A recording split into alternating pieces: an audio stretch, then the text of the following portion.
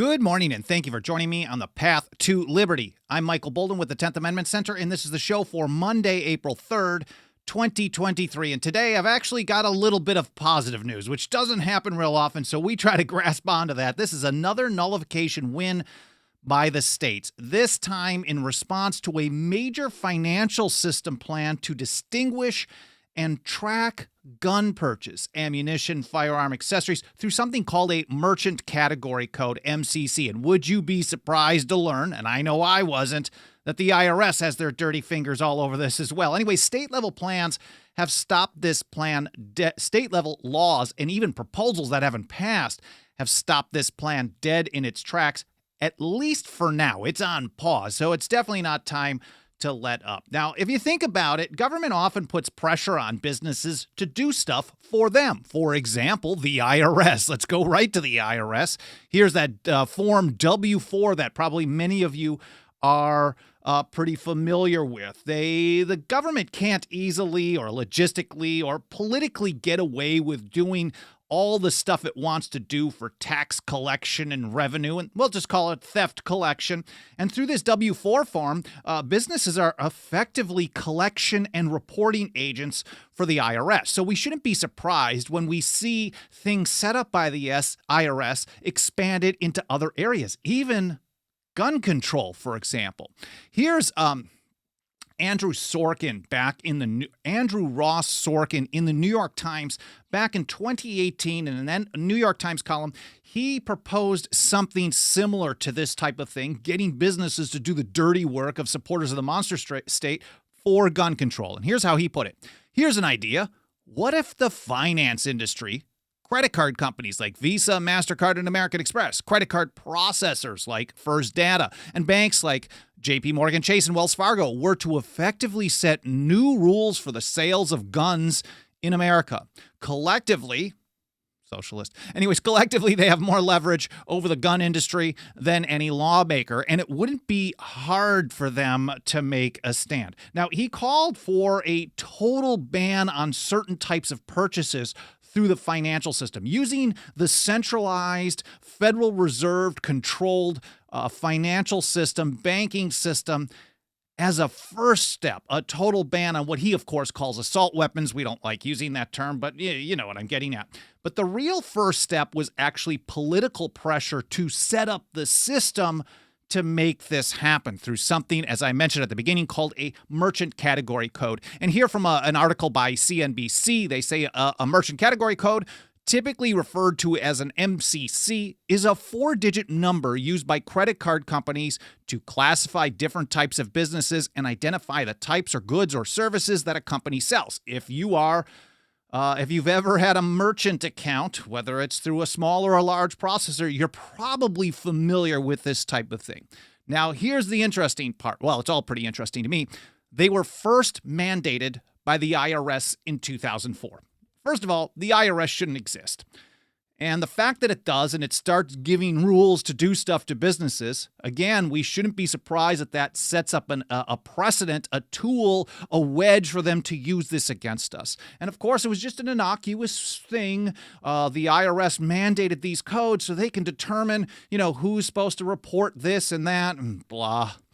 Currently, MCC guidelines are maintained by an organization called the IOS, the International Organization for Standardization. So it's a private organization, but the only reason that organization really exists is because of the IRS mandate for using of these codes. So if you're in a certain type of business, you get one type of 4-digit code. If you are a recurring membership business, you get another type of code. If you're a sporting goods retailer, you get a different code. And of course, now they want to have something specifically for firearms. So example, even if you went to a sporting goods store and you bought like a soccer ball or something, football, you would get one code, and then you'd maybe even have to go to another terminal and use a different merchant code for something else, like a firearm.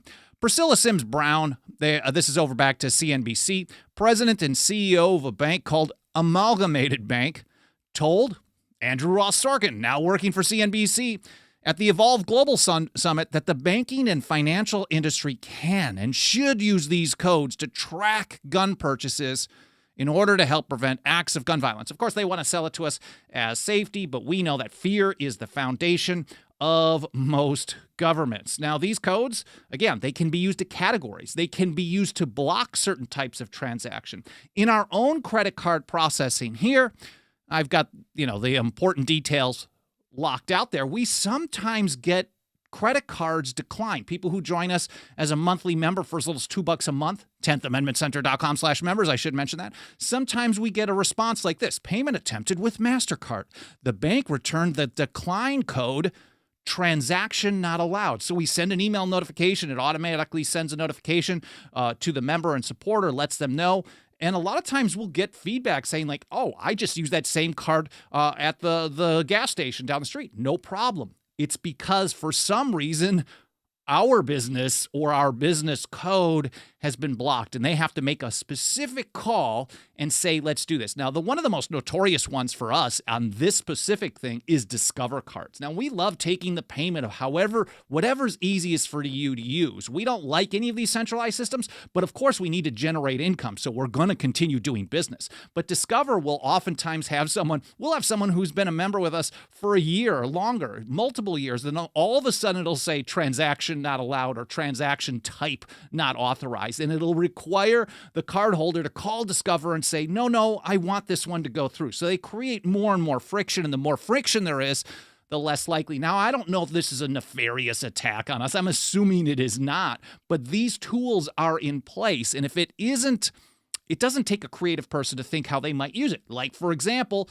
to use a firearms retailer code. Now, there was some pressure by Congress to do this. This was another first step. Here from, I think this is CBS News, there was a letter drafted by a senator from Massachusetts and another one from a representative from Pennsylvania, signed by a dozen colleagues. It urged the CEOs, and this is last fall, of MasterCard, American Express, and Visa to back the creation of a merchant category code for gun and ammo retailers, a measure the industry had initially resisted. So there were proposals to do this, and the merchant providers, the credit card providers, and the processing company behind the scenes, they basically voted no. So it goes to a vote in this iOS. What is it called? I forget the name of it. The International Organization of something. International Organization for Standardization. So there was some pressure. Here from the letter: the creation of a new merchant category code for gun and ammo retailer stores would be the first step towards facilitating the collection of valuable financial data that could help law enforcement in countering the financing of terrorism efforts. Of course, they want to make sure you are always frightened of terrorism and China, of whoever it may be. So, we're only going after the bad guys, just like they told us that the Patriot Act would just be used for the terrorists. That's like the Restrict Act is going to be just used to go after the Chi-Com spies, whatever it may be. And this is only going to be used to stop terrorists and violence. So, of course, you can't be against stopping violent, bad people.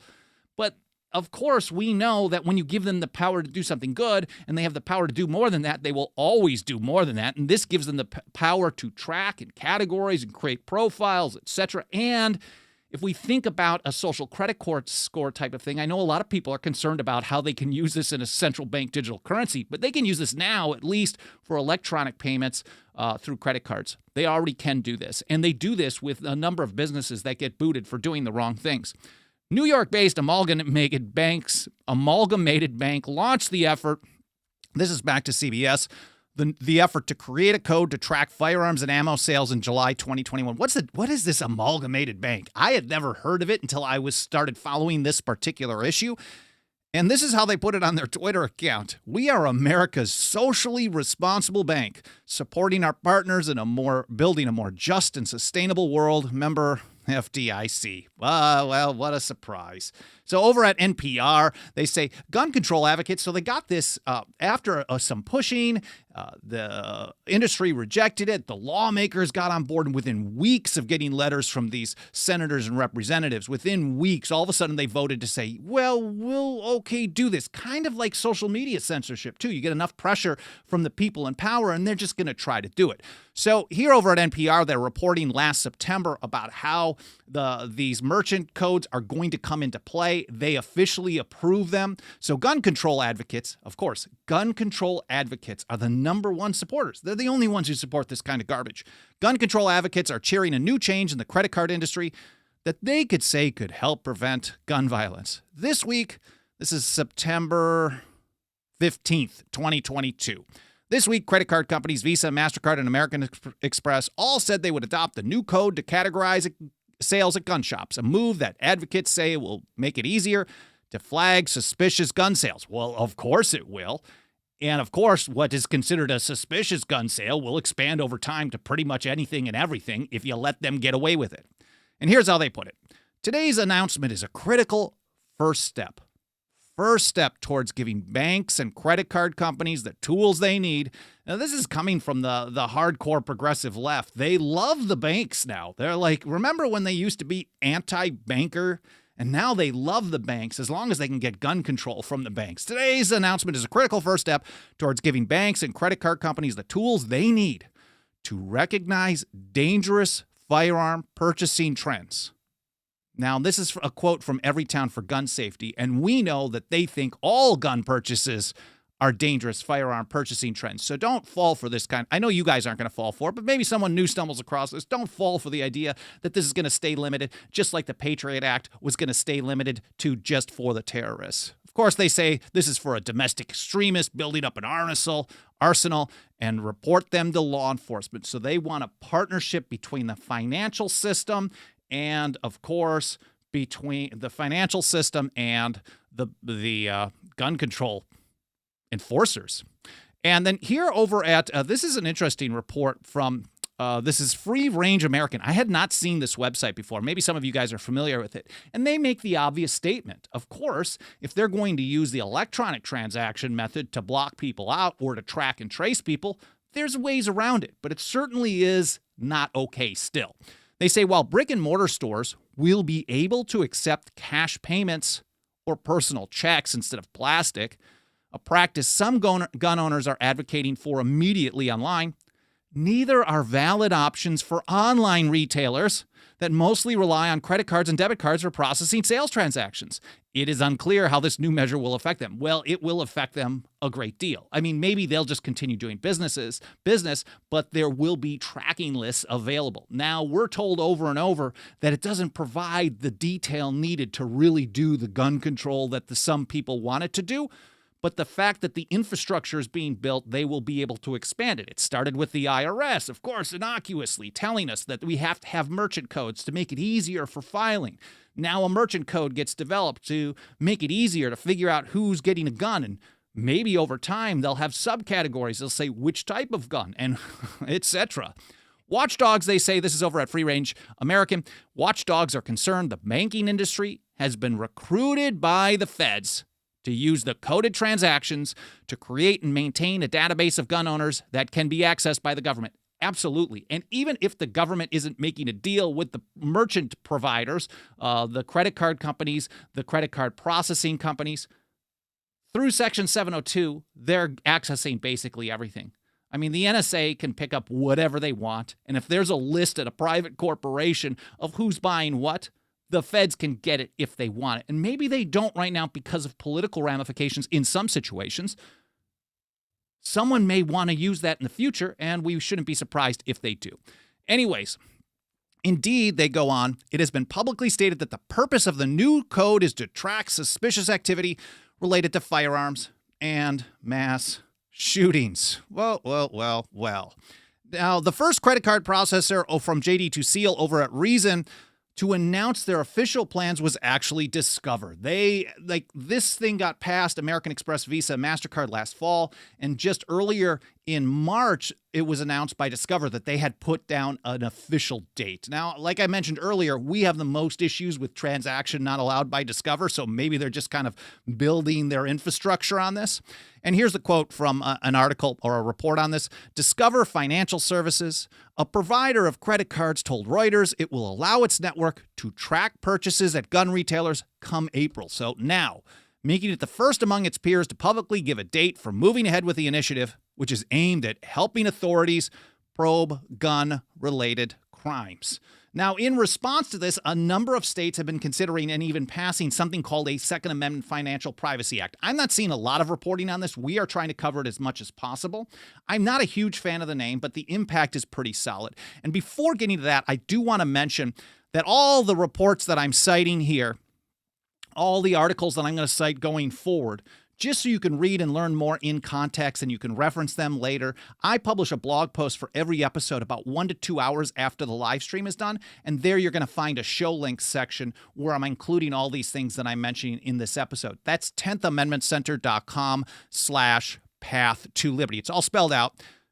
10thamendmentcenter.com/path to liberty. And while we're here, I want to say a quick hello to everyone out in the live chat. I really appreciate you guys being here. I hope you had a great weekend. There's Kirk Morrison in South Carolina, Eric in Florida. I got a bill that I'm going to mention for you there in Florida in just a minute. Haji in Southeast Michigan. There's Michaela, Dixie Strong, Alt Reality, M. Gabriel in Missouri, Lawrence Smith in West Virginia, Senator DT in Indiana, Dave Simmons, Cowboy Roy Rogers. Did I say Dixie Strong? Good to see you. C&T Designs and Arms. That's an awesome screen name. President Merkin Muffley is always one of my favorite as well.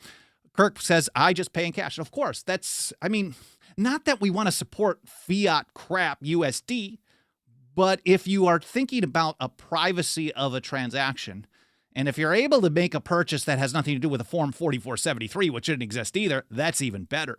So you want to be you have to be defensive in how you make these choices. Now, some people, for convenience sake or whatever, they want to support a certain business. To have to put people out of business because the only way they do business is through credit cards is very, very bad, because these people who are doing this business are actually supporting the industry and they're supporting our rights. So we want to find a way to support them as well. And the way we can support them is by resisting this type of activity, and we're seeing it happen in the States. I'm going to get to that in just a moment. Again, 10thamendmentcenter.com/path to liberty is where you're going to find links to all this stuff that I'm mentioning here today. So a number of states are considering and even passing something called a Second Amendment Financial Privacy Act. For example, in Mississippi, House Bill 1110 was just sent to the governor. And here a report by Mike Meharry said the legislation would prohibit a financial institution or its agent operating in Mississippi from requiring the usage of a firearms code in a way that distinguishes a firearms retailer physically located in the state of Mississippi from general merchandise retailers or sporting good retailers. So in other words, they can't have a specific code in Mississippi should the governor sign, and if it's not, it passed 115-0 in the House and 52-0 in the Senate. This is going to be a veto override, almost certainly, if the governor does not sign. But basically saying, well, you can't even use this code. So I first heard about these. I'm like, they'll probably just do it anyways and say some kind of interstate commerce or something like that. But let's keep covering it. So we've been monitoring this and reporting on this. Here's another bill in Florida. I mentioned Florida to someone in the chat there. I forget the name. I apologize. Senate Bill 214 already passed the state Senate by a vote. It was a pretty good vote, too. 27-11, it's probably partisan lines there, but it's the same thing. They're going to ban merchants from using this type of code to distinguish that someone purchased a firearm. So if you're going to a sporting goods store and you buy a firearm, you can't tell by the code as of today whether or not they bought a baseball bat or they bought some running shoes or a bike or a firearm. So this kind of would muddy those waters. Now, neither of these are passed into law. In Mississippi, it probably will. It's going to get signed. In Florida, I can imagine it doing the same. The House is a little bit more difficult than the state Senate. In Idaho, House Bill 295, it may be signed as of now, but as of the 31st, just last week, it was delivered to the governor. Same thing, 9:40 a.m., March 31st, 2023. That's House Bill 295. If you live in any of these states, so if you live in Mississippi, you want to call the governor, please sign House Bill 1110. In Idaho, please sign House Bill 295. In Florida, you want to call your state representative because it already passed out of the state house. Support Senate Bill 214. Or, for example, there's another version of this as well. So I think in Idaho, he's got like 5 days assigned. There's also Arkansas House Bill 1620 from Representative Wayne Long. That's up for a committee vote right now. I think it was scheduled for noon Eastern time, so it might be in the middle of the hearing as we're doing the show. There's also Texas House Bill 2837 from Representative Matt Schaefer. I have not seen that bill even get scheduled for a committee hearing. And then there's also some less strong versions that don't ban the use of the code, but say, well, if you're going to use this, no government entity can access that without a warrant or a court order. So it's halfway, but it's an improvement over just willy-nilly having this list and having government access it. So House Bill 2004 was signed into law in West Virginia, and it prohibits any West Virginia governmental agency or entity from accessing or obtaining a record of a transaction involving a credit card that is retrieved, characterized, generated, labeled, sorted, or grouped based on the assignment of firearms code without a warrant or subpoena in most situations. That's a small step forward. And that's very similar to another bill just filed in Alabama, House Bill 181. So, like I said, as I started seeing these things come up, and Mike Meharry and TJ Martinell and Alan Mosley and myself, we've been reporting on these and covering them and seeing them move forward, I'm starting to think, well, maybe this can actually work if there's a number of states doing this. And surprise, surprise, mind you, the only one signed as law so far is the weaker one in West Virginia. But there's going to be the stronger ones that ban the code. They're almost certainly going to get signed in at least a couple of states, and it's not even being considered in a bunch. But here, March 9th, so already a few weeks ago, before some of these moved as far as they have today, this is a report from Reuters. Top payment networks, including American Express, MasterCard, and Visa, said they have paused work on implementing a new sales code for gun merchants, citing Republican pushback in various states on concerns about improper tracking of consumer behavior. So they literally, and I'll get you some quotes here in just a moment, but they specifically said because of these state bills being proposed, not even the fact that a bunch of them had been passed, but merely that states were considering making this confusing for the merchant systems. They're like, well, we got to at least hold off on this. Another article from JD Tusil over at Reason cites a quote by Discover. Oh, well, here, to continue alignment and interoperability with the industry, Discover is also removing the new merchant category code identified as MCC 5723 from our April 23rd network release. So that was going to go into effect on April 23rd.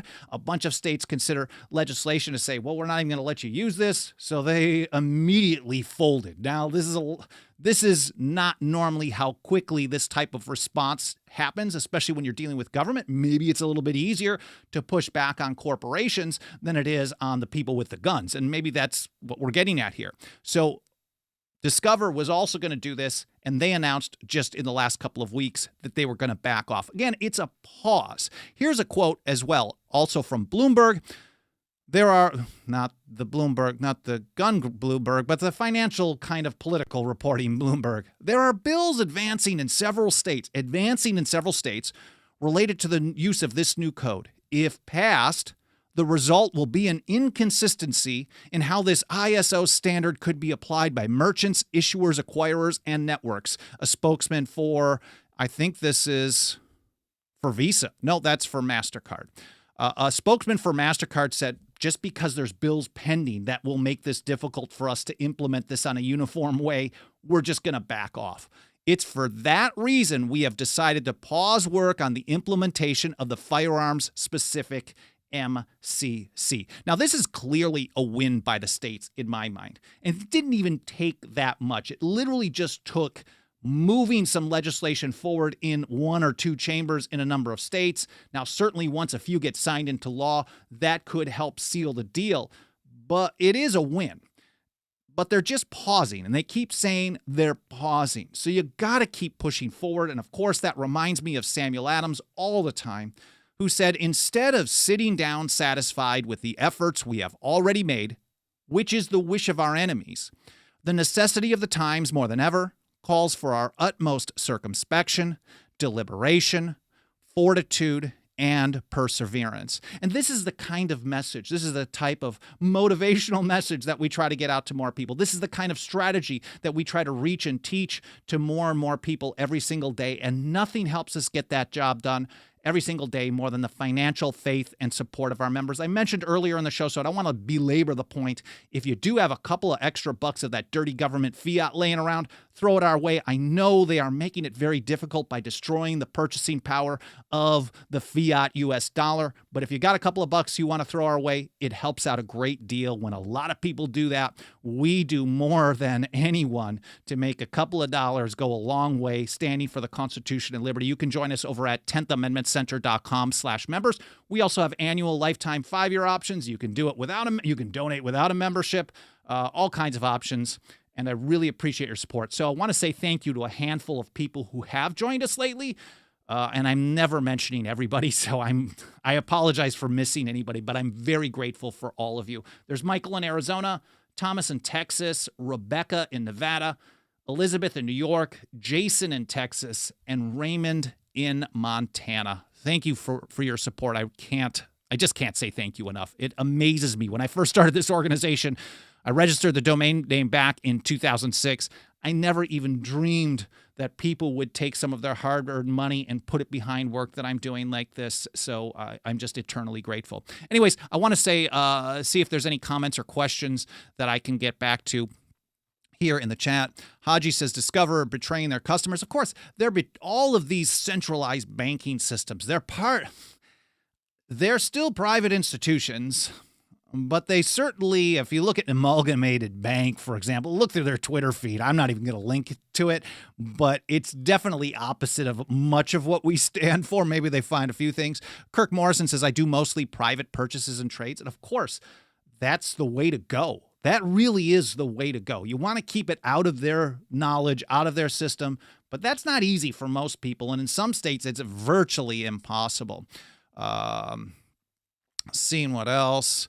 I cut up my Discover and closed the account. Yeah, I mean, and ultimately, and we hear this about PayPal and various different financial institutions, but ultimately, they're all part of the system that is trying to control us. Now, if no one is able to support, and this actually hurts us, when we tell people, shut your PayPal account, and we have told people that, we got booted from PayPal years ago, and then we finally got back. And the reason we started accepting it again is because we get a 30% increase in our receipts because some people only want to use what they want to use. So we make available whatever people want available.